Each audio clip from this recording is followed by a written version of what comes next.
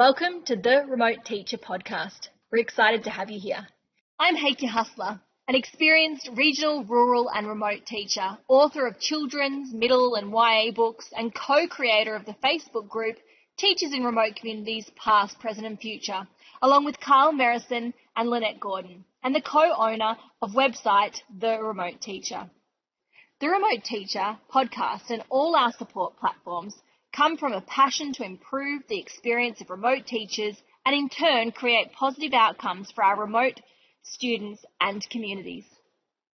You can find out more about us on www.theremoteteacher.com.au, over on our Facebook group, Teachers in Remote Communities Past, Present and Future, and of course by listening to this podcast. Now remember, you can also download these podcasts so you don't need internet access and you can listen to them wherever you need, including on your long drives out to your remote and rural communities. Please remember to like us on Facebook, on Instagram, and by signing up to our email list.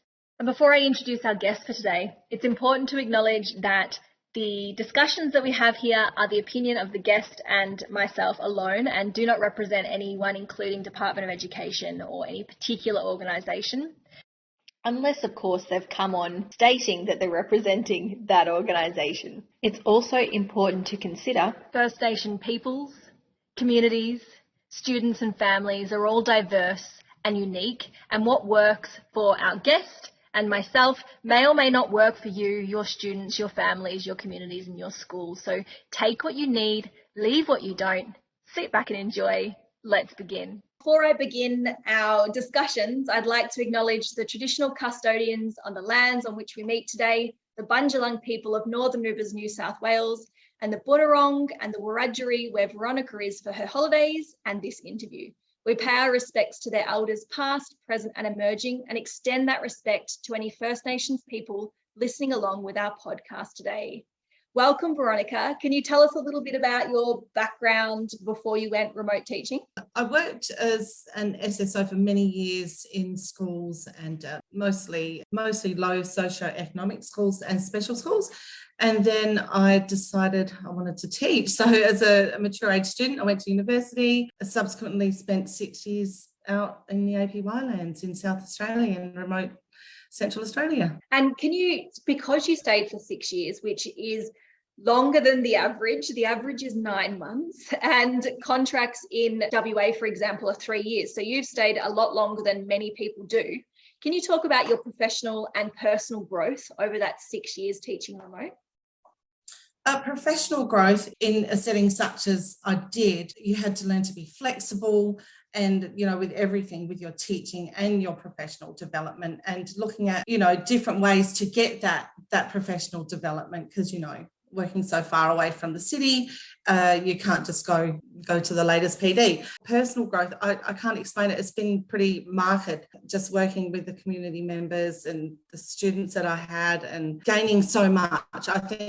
I think I actually took on more than I actually imparted in the end, personally. Yeah. You'd already worked in low socioeconomic, special needs classrooms. So you'd had all this wealth of experience already, but then the difference is exactly like you said, that cultural growth that you had and that experiences that you had remote. Yeah, it's pretty hard to put into words. Like, I think when I first got there, it was like a little bit of a culture shock, coming from the city. But that didn't last too long because the community members were so warm and welcoming and so open with to share their culture and their language and just everything. The people out there say that when you leave, you take a bit of the red dust in your veins, and that's exactly how I feel. Yeah, I've just left, not long left, and I'm still feeling a little bit, I've got that yearning to go back already, but I know it's time to come home for a little bit. So yeah. Because you stayed so long, you would have seen a lot of teachers come and go, some that only stayed for a day, a week, a term, some that stayed a long time along with you. What did you see as the attributes and success factors for teachers who would stay and make those real differences to their students? Yeah, starting with the ones that stay for a short while. Even staying for a short while, you can take something good out of it. But just for the children, mostly for the children, when even after a couple of years, the kids were saying to me every holidays, "Are you coming back next holidays?" So they really feel that. They really feel. I can't imagine how many people they've seen come and go in their short lives. First and foremost, you build those relationships with your students and the families, and once you start building the relationships with the families and the community members, and as I said, they're so generous with their culture. Go out bush, you go on bush trips, you go out hunting and whatnot, and so they'll invite you into things like that and just make you feel so welcome and want to stay. So it's the people that are getting out there and getting involved and being open to forming relationships that are the ones more likely to stay longer. Absolutely, yeah, absolutely. Being open to form those relationships, and I didn't intend on staying as long as I did, but I'm glad I did. Yeah. And also, you mentioned children asked if you're coming back and how you can't comprehend the impact that this high turnover of some staff would have on students. So I suppose that ties into the real difference that people who are staying can make. You don't have to do that getting to know your staff as much, and you just know your students' learning levels and those kind of things. How did that impact you as a teacher when you were? Yeah. Look, it was just a matter of even though it was so far, 1,500 kilometres from home, it's like it was easy. Just pack the car and go, because I know what I had to do. I knew my students. Ready to go. And do you know what one of the best things is? When you're driving into community and the kids see you and they're so excited and they're running after your car. It's like, welcome back. It's beautiful. It's the best feeling. So what do you think then the impact of on our students having that high turnover of staff, like you mentioned, like the attachment perhaps that and the issues with not being able to form these attachments with teachers like we perhaps have? I don't know how you grew up, but I had the same teacher, or I knew who the teacher was going to be the next year on, because they stayed for 20 years at my country school. Because they have to build those relationships too with the new teacher, and we know how trauma affects our students, and they don't have the capacity oftentimes to, when they're trying to tell you something, it doesn't come out the right way often.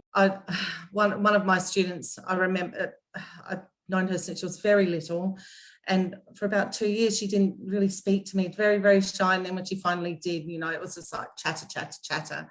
And then I actually did leave in 2021 for a couple of 6 months, but I came back to my community. But when I left that time, she was very upset, very angry, and not swearing at me, and that was the last thing that I had was a swear word. But I didn't take that personally, because she was just upset that I was, someone was leaving again. And then when I came back at the beginning of last year, it took a little while to rebuild that relationship again, because she felt a little bit, she was still upset. But so it has great impact with them having to rebuild the relationships. It's not just the students, it's also our Aboriginal education workers having to do that every single time a new staff member comes in. I had my AEW, we worked together for 5 years, so we had a really strong relationship. As a side, she's probably one of, I'm going to miss the most, that person. But for them, it's so, I can't imagine how many people they've had to go through this and that and the other thing every single time. So it has great impact on the students' behaviour. Find more challenging behaviours due to that, and it's not necessarily because they're challenging students, it's because they have to go through the whole rigmarole of that relationship building again. And it's also knowing the ways that this new teacher works, or the new colleague, if we're talking about our Aboriginal education assistants, and also like testing the boundaries of what works with this person, what doesn't, how they respond if I do this. There's a whole lot behind that developing of relationships, isn't there? There's lots and lots, and it's like I said, you can't imagine what it is like for them having to do that, and how tiring it is for them every single time. And they must be, I know they must be thinking, how long are you going to stay? And pretty stressful for them. So it's just something a new teacher or someone else, anyone going up there has to understand, don't take anything personally, because it's, things will come out the wrong way often. Yeah, not the way they mean it. The benefits of teaching in a multi-campus school. You're at the land schools, heard great things. So for professional development across campus and supporting and connecting. Well, number one, flexibility, because oftentimes you might be a JP teacher, junior primary teacher, and you've got to actually take the senior students, because it's often hard to get staff out there, and it's been particularly hard the last couple of years. With the land schools particularly, we work in hubs. I was out in Armata, and so that's far out west. The schools in the Western Hub would work together, and you would come together regularly as band levels, maybe the senior teachers or the junior primary teachers, and do some planning, try and do consistent planning. So because our children are quite itinerant, they've got family all over the lands, so we're trying to be consistent with our approaches or the topics you're teaching. So one student of mine might go to another school, and there's that consistent routines or stuff that they're doing. We do try to do that with behaviour management. We all use the trauma-informed practice, the same practice across all the 9 schools. But yeah, we tend to work in hubs, and there's the ones out west like Yalata, Oak Valley. They work really closely together and do the same kind of thing. Yeah, it's really good. It's a good thing to do, because of the itinerant nature of our families and our students.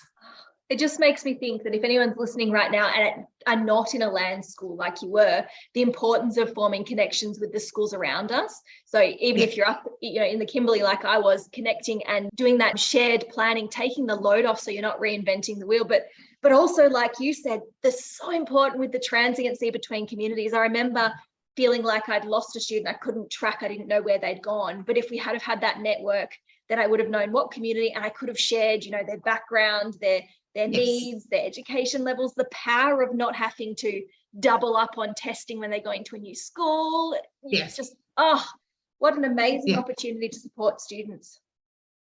Yeah, it really, really is. And it's not a perfect system, but oftentimes if you're not, one of your students doesn't come in that day, you just ask the other kids, hey, do you know where so-and-so is? And they all know, they've gone to that community or whatever. And then you can ring through and check and see if they're there. And then, like I said, it's not perfect. And I think it's something that the land schools are looking at, trying to consolidate and actually do properly, do as well as an attendance program as well. So, because that can often be marked as away when they're actually in the school in the next community. So, yeah, so we're looking at a consistent attendance approach throughout the land schools too.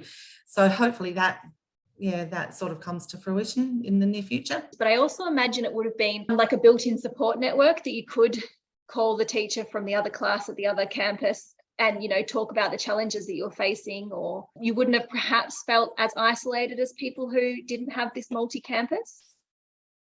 Yeah, we're a reasonably big site, not huge, but, 8, 9 teachers, class teachers. Having that support you need that support to get you through the isolation, and having that critical friend is really important as well. Everyone needs one of those. And that's actually a really highly important point, because in other podcasts we've talked about not having deficit conversations or awfulization in the staff room, but having that critical friend is something we haven't talked about yet. Did you want to talk a little bit about this critical friend idea? A critical friend is just someone that you can openly share everything, the good or the bad, with, because the need to debrief at the end of every day is so important. Because, if you don't, and you're dealing with, lots of things that we deal with, you could implode, and it could be, it's bad for you, it's bad for your students, it's just bad for your professional practice. When you're not able to release, could come out in inappropriate ways in the classroom. You could be impatient with the students, and that has happened to me a little bit as well, and it does everyone. So having that critical friend to bounce off is so important. Just go for a walk, have a cup of tea, whatever you need to do. It's really, really important. And I think knowing that it's someone that you go to, so they understand the context, you talk with them often, And then they can tell you how it is as well. So like, no, you're being too dramatic about that. Or did you try this approach? Because they remember this kid that you're talking about all the time. And you're like, oh, try this. Or sometimes you can say to your friend, actually, I just need you to listen to me. I don't need any solutions. Just hear me. What? Yeah. Actually, the first principal I had out there was a bit like that. I'd often just go into her office and say, don't need you to do anything about this. I just need you to listen to what I've got to say.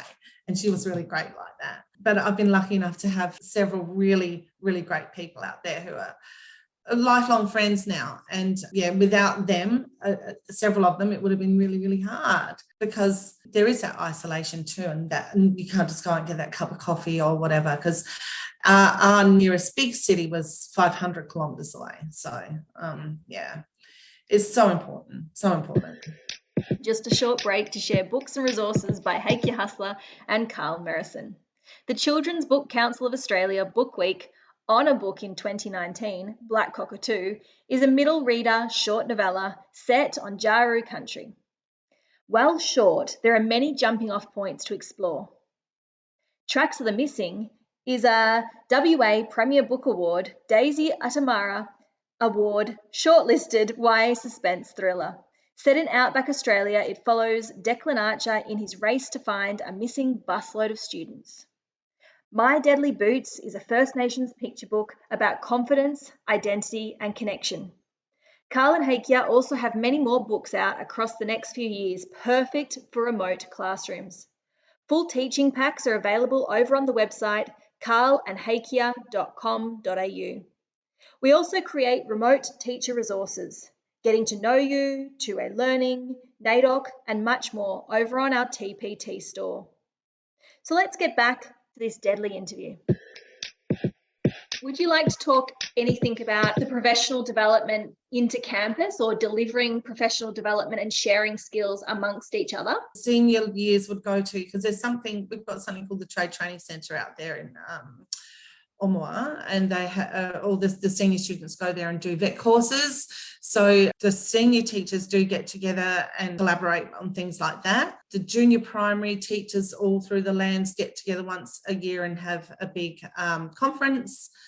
And so they'll meet and obviously, collaborate and talk about the year and whatnot. You might just even contact a teacher in the next community who's got the same year level as you. What are you teaching? What are you working on? Can we work together on this? I did that often. And actually, sometimes it's good to work with someone who's not teaching your year level. So actually, it's really good for our students to be working with younger ones, working with older ones, because they're often family members. It's good for your practice to be working with maybe students that you wouldn't normally work with, a year level you wouldn't normally work with. It's great for the students, because like I said, they're their family, and they can help. So planning with the different year level to do a unit or an activity together. Yeah. That's exactly right. Yeah. I also found up in the Kimberley, our principals would contact the schools around and share what professional development they were doing. So sometimes people would come and do Kagan with us or team teach with us from the different outlying schools. So that opportunity, because like you said, getting access to like the greatest and latest PD or conference when you're so far away and have to organise relief teaching and all that can be hard, but utilising what you've got close to you is useful. You're absolutely right. So oftentimes you might have one or two of your staff go out and send out to Adelaide or wherever to do the PD, then bring it back to you. That's probably one of the common ways to get professional development, because it'd be very expensive to bring people to the communities. We in the lands we use a maths approach, and that fellow that delivers that, he comes out 2 or 3 times a year at least, and at the beginning of the year to get the new staff on board, but 2 or 3 times a year, just to go through whatever's new and whatnot. And he offers online classes and support and whatnot. So predominantly you generally need to bring those professionals in, or send someone out to then bring the knowledge back. Well, and having those knowledge holders and those experts in schools also really important, because with the high turnover of staff, if you've got a teacher that's starting term 2 or 3, then you've got someone in school that can go, hey, I can upskill you on this. Yeah, that's exactly right. Yeah. You also, like you said, had a little break. So you've had to do the move on your original time, but perhaps the second time as well. Did you want to talk about logistics of move and emotions and now moving back time after remote? Yeah, so I did 2021. I thought I was ready to leave, and so I was looking at transitioning. So I went to Yalata, which is another APY land school, but that's out west. So I went there for the last 6 months of 2021. I was looking at transitioning back into Adelaide schools, but no, I wasn't quite ready to leave. That yearning to go to, I just missed it too much. I missed the students. I missed the country. I just missed everything. I missed my AE, my classroom AE. I missed everything. So I went back. So I went back last year, and then finishing the year there, I needed to go back to know I was ready to come back to Adelaide. Yeah. Logistically, I have a car, so that's easy enough for me, you know, but also our department has a fellow that organises all the moves, and he's amazing. Like, he does the whole the state of South Australia. It's very easy. So just pack your stuff and they pick it up and take it. I guess emotionally, it's not that easy, just packing your stuff up. Actually packing your stuff up and looking at it all packed up, ready to go, leaving your little house, leaving the kids. Yeah, that was pretty hard. My last day there, I had I think I was taking my rubbish out on the last night, and I could hear some commotion out the front, and there was a few kids just outside the gate, and they said, "Are you leaving?" And that was pretty late, you know, 8:30 or something like that. And I'm like, yeah, I'm leaving. It's hard. It's hard. I mean, I was ready to go, but it's going to be different for me transitioning back into, you know, mainstream style school, but I'm ready. We'll see. And I think the exciting thing will be how you use all that knowledge that you've got 6 years in the lands in your mainstream Adelaide school. What do you think you're going to bring back to it in terms of hands-on and brain breaks and culture and Aboriginal perspectives? What do you think you're going to do now? All of that, most definitely. But actually, I'll be working with the students, the high school students who go to a school in Adelaide. So, like a boarding school situation. Yeah, so there's a boarding school in Adelaide here called Wiltshire, and the students. So, you know, you transition. So I ran a program from my site for students to transition there. Like, so it can take a long time for a student to be, you know, it can take a couple of years for a student to transition to full-time school in the city, and even then they may not always be ready. So there's the boarding school, and then they attend a school in Adelaide called Avenues College, and then so they're kind of like an annex within Avenues College, and so then they're heavily supported there, and you know the ideal is to have them those students finish their SACE and transitioning into a mainstream school. So I'll be working with all the land students that are in Adelaide, along with some other students. So yeah, I'm pretty excited about that. So I'm kind of You've got like your not foot really still in the door. Yes. Yeah, I do. I do. Yeah, so working with them. I'm very curious because this school readiness and this transition to boarding schools, for people listening, the reality is that some schools don't have high school classes at all. So it finishes in year 6, and what next for some kids, and some kids don't have the subjects that they need in remote schools. Some kids just want to experience life in a city and school away. So this school readiness and transition is something that we haven't talked about yet, and that lots of people don't know what to do to prepare their kids if they go. It starts quite early, so you kind of have your eye on some students, and not necessarily do they have to be highly academic. It's just, are they able to cope with the rigors of school, because you know it's long school days, and more importantly boarding away from home. I mean, these are sometimes 12-year-olds going, aren't they, far away from home? Even younger. So the last group I took were 11. A young lady was 10.